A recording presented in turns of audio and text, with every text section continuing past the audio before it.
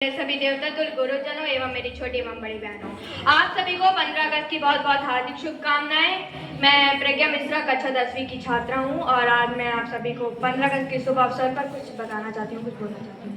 मैं उनको सब चढ़ाती हूँ, हिंद जिनकी जान था, नाम हिंदुस्तानी जिनका मजहब हिंदुस्तान था, रक्त से रखते थे धरती को आर्यों की ललकार पर, जय हिंद का नारा सदा लिखा था जेलों की दीवार पर।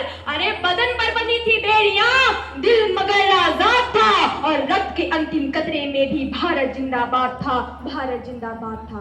परंतु महोदय, विडंबना इस देश की कि आज एनसीईआरटी की पुस्तकें पढ़ाती हैं कि 14 अगस्त मध्यरात्रि को 2 दस्तावेजों पर हस्ताक्षर हुए और आजादी हमारी झोली पर आ गई।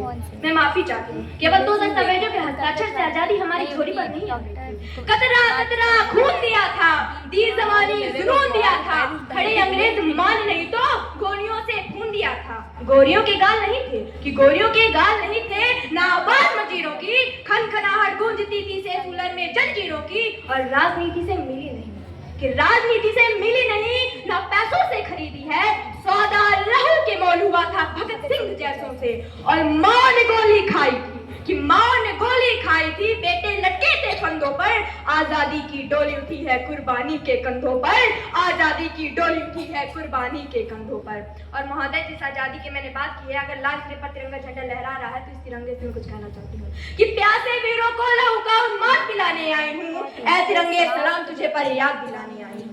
तेरे खातिर कितनी गोदे पलक झपकते खाली हो गई, झांसी वाली तलवारें आजादी को मतवाली हो गई। तेरे खातिर जान उठा था बंदूकों की नलियों में, उधम सिंह ने उधम मचाया लंदन वाली गलियों में। आजाद भी क्या दीवाना था जिसने तुझसे प्यार किया, तेरे खातिर तिलक ने बागी अखबार किया, तेरे खातिर लाला ने चलती बाती आगे कर दी, गोरी लाठी टक्कर देने अपनी छाती आगे कर दी।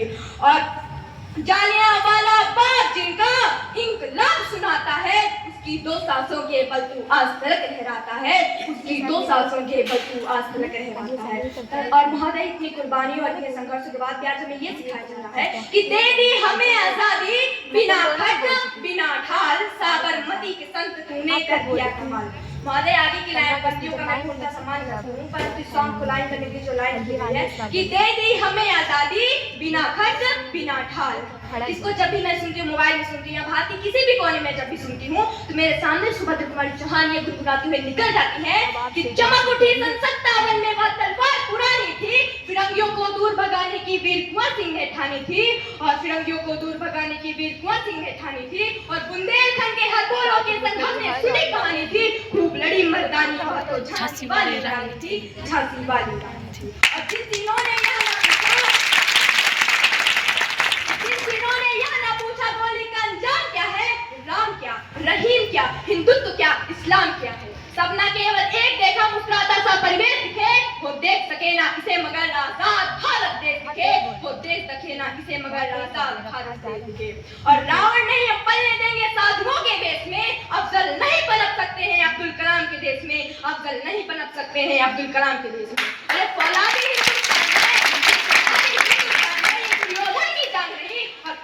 की मिट्टी पर खालिस्तान की मांग नहीं, और भगत सिंह की मिट्टी पर खालिस्तान की मांग नहीं। इतिहास में जो हो चुके हैं फिर पाप नहीं होंगे, 16 बार मोहम्मद गौरी हरगिज माफ नहीं होंगे, 16 बार मोहम्मद गौरी हरगिज माफ नहीं होंगे।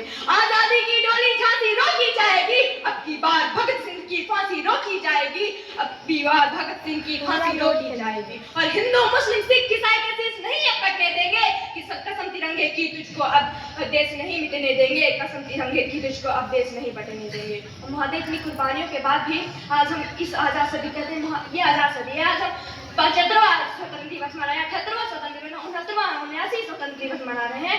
महोदय, केवल इतना कह देने से और नारे लगाने से या जन मन में खड़े हो जाने से और या तो सभी पैट्रियट माने से या भाषण करने से हमारा देश नहीं विकसित होगा, तो और हमारा देश नहीं आजाद हो जाएगा। महोदय, मैं माफी चाहती हूँ, परंतु मैं नहीं मानती, बस फर्क इतना रह गया है आजादी के पहले और आजादी की आपकी कि आजादी को पहले देश को लूटने वाले बाहरी देश से आते थे, कि पहले देश को लूटने वाले बाहरी देश से आते थे, भोली भाली जनता को बहलाकर भारी लूट मचाते थे। अब लुटेरों का रथ अपना, घिसने वाली सत्ता की चक्की में हरदम पिसने वाली जनता अपनी, और सत्ता की चक्की में हरदम पिसने वाली जनता अपनी। और महोदय, हम कहते हैं कि हमारा देश आज़ाद हो जाएगा, हम आज़ादी बना रहे हैं, हमारा देश इससे आज़ाद होगा, मुझसे आज़ाद होगा। महोदय, मैं उनसे यह प्रश्न करना चाहती हूँ जिनको यह लगता है, क्योंकि मैं तो नहीं मानती कि हमारा देश अभी आज़ाद हो चुका है, हम अच्छे से स्वतंत्र दिवस मना रहे हैं, केवल इससे हमारा देश आज़ाद नहीं होता। और जो मानते हैं कि हमारा देश आज़ाद हो चुका है, मैं उनसे यह प्रश्न करती हूँ, क्या आए दिन कोई फुटपाथों पर ना सोता है? क्या आए दिन बेटियों के साथ गलत ना होता है? क्या गरीबों को उनकी मेहनत का दाम मिलता है? योग्यता के अनुरूप क्या सबको काम मिलता है? योग्यता के अनुरूप क्या सबको काम मिलता है? अगर महोदय हमारा देश आजाद है तो क्यों मुझे गरीबों पर हो रहे अत्याचार दिखते हैं? क्यों मुझे दिख रहा है कि पत्रकार अपनी पत्रकारिता पूरी ईमानदारी से नहीं कर रहा है? क्यों मुझको यह दिख रहा है कि अभी भी पत्रकार वही बता रहा है जो गरीब है, उनकी ही दोष बताए जा रहे हैं? क्यों किसी अमीर को नहीं बताया जा रहा है? महोदय, यह आजादी है केवल नाम मात्र की आजादी, गरीब पर गुलामी कायम, अमीर पात्र की आजादी। महोदय, यह आजादी है सिर्फ नाम मात्र की आजादी, गरीब पर गुलामी कायम, अमीर पात्र की आजादी। अमीर ने अगर जुल्म किया तो माफी है, इंसाफी है। गरीब ने सच भी बोला तो बहुत बड़ी गुस्ताखी है, गरीब ने सच भी बोला तो बहुत बड़ी गुस्ताखी है। और महोदय, हम जो मानते हैं कि हमारा देश निर्माण हम भारत तिरंगे लहरा लेंगे, वो करेंगे, तो महोदय इसमें भी मैं एक बार माफी चाहती हूँ, क्योंकि मैं नहीं मानती कि राष्ट्रगान के 52 सेकंड में खड़े होकर गाना या वंदे मातरम, भारत माता की जय के नारे लगा लेने से हमारा देश निर्माण और देशभक्ति संभव हो पाती है। क्योंकि महोदय, आजादी की पूर्व बात कुछ और थी और अब की बात कुछ और है। पहले हम झांसी की रानी से लेकर लक्ष्मीबाई तक और महात्मा गांधी से लेकर आजाद भगत सिंह तक, इन्हें हम देशभक्त बोलते थे। परंतु महोदय, आज मैं देशभक्त बोलूं तो किसे बोलूं? महोदय, आज मैं देशभक्त बोलूं तो किसे बोलूं? महोदय, अपने परिवार, राष्ट्र, समाज के प्रति समर्पण का भाव है देशभक्ति, और धर्म लोकता को पछाड़ कर ईमानदारी से किया गया हर काम है देशभक्ति। एक गरीब बीमार बुजुर्ग को दवाई दी जाए तो वो है देशभक्ति। एक पत्रकार अपनी पत्रकारिता पूरी ईमानदारी से करे तो वो है देशभक्ति। और एक शिक्षक पैसों के लिए नहीं वरन विद्या को आगे बढ़ाने के उद्देश्य से पढ़ाए तो वो है देशभक्ति। और महोदय, हम जो कहते हैं कि हमारा राष्ट्र निर्माण संभव हो रहा है, हम गाना गाने तो हमारा राष्ट्र, और महोदय तो मैं इस बात को नहीं मानती कि हमारा राष्ट्र निर्माण ऐसे संभव होगा महोदय, लेकिन मैं दावा करती हूँ कि हमारा राष्ट्र निर्माण तभी संभव होगा जब प्रत्येक किसान के खेत में पानी पहुंचाया जाएगा। हमारा राष्ट्र निर्माण तभी संभव होगा जब गरीब बीमार बुजुर्ग को दवाई दी जाएगी। हमारा राष्ट्र निर्माण तभी संभव होगा जब जाट, राजपूत और मेघवाल का भेदभाव हमारी सोच से मिटाया जाएगा। हमारा राष्ट्र निर्माण तभी संभव होगा जब परीक्षा के पेपर लीक नहीं होंगे और युवाओं के भविष्य का तो कोई खिलवाड़ नहीं किया जाएगा। हमारा राष्ट्र निर्माण तभी संभव होगा। और महोदय, हमारा राष्ट्र निर्माण तभी संभव होगा जब इस देश के स्कूल और विश्वविद्यालय राजकता के अड्डे नहीं वरन शिक्षा के मंदिर कहलाएंगे, वरन विद्या के मंदिर कहलाएंगे। और हमारा राष्ट्र निर्माण तब संभव होगा जब हमारा लाइफ हम कोई अभिनेता नहीं वरन विंग कमांडर जैसा वीर योद्धा होगा। अंत में मैं किसी बड़े शायर की पंक्ति और अपनी तमन्नाओं के साथ अपनी वाणी को विराम देते हुए कुछ पंक्तियां अदा करना चाहती हूँ कि काश मेरी जिंदगी में ऐसी कोई शाम आए, काश मेरी जिंदगी मेरे वतन के काम आए, काश मेरी जिंदगी मेरे वतन के काम आए। न खौफ है मौत का न आजू है जन्नत की, बस कभी जिक्र हो शहीदों का तो उनमें भी मेरा नाम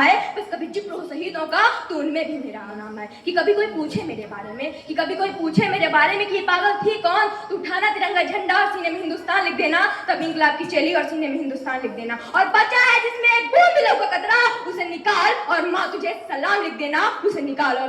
सलाम लिख देना, जय हिंद, जय भारत।